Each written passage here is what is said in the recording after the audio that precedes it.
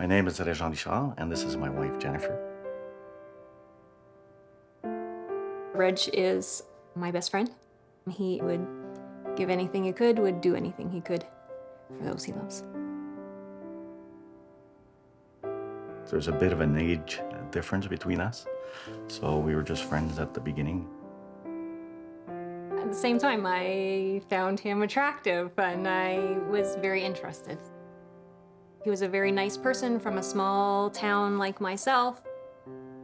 I deployed to Bosnia and again to Eritrea and Afghanistan for 10 months.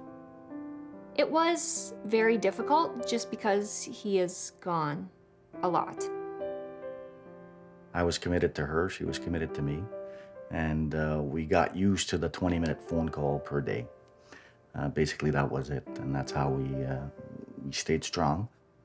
When I came back from Afghanistan, I couldn't rev down. I had hidden the fact that when I went to Somalia, I had did first aid on 2 young boys that were playing with a grenade. So I hadn't spoken to anybody about that.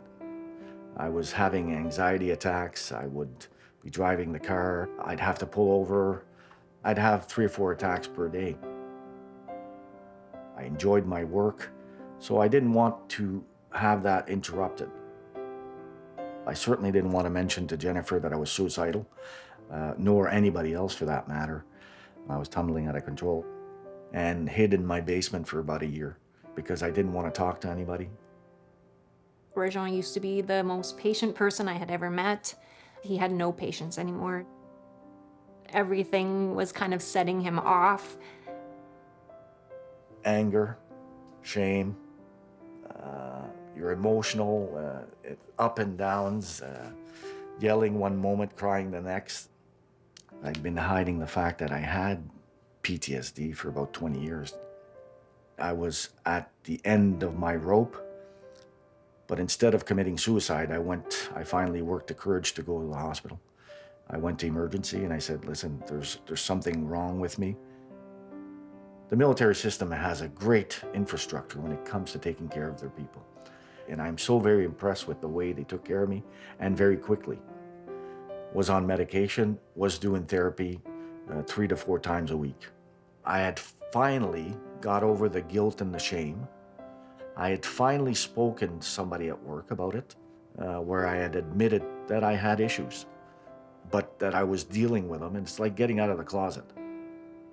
I see a huge improvement, and I'm just glad he took the time and the resources that he needed to get to the point where he's at today. The worst thing that you can do as a soldier is not take care of it, not accept it. All they have to do is ask to talk to their chain of command, and they will lead them. They will provide all the resources for them. They will walk them to the hospital if they have to. I know the system works. As a former RSM and CO, I know the chains of commands are there to help.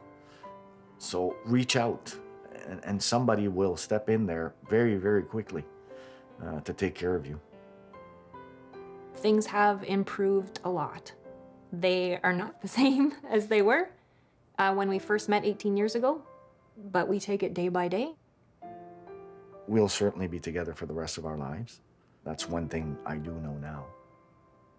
I'm happy for the first time in a long time.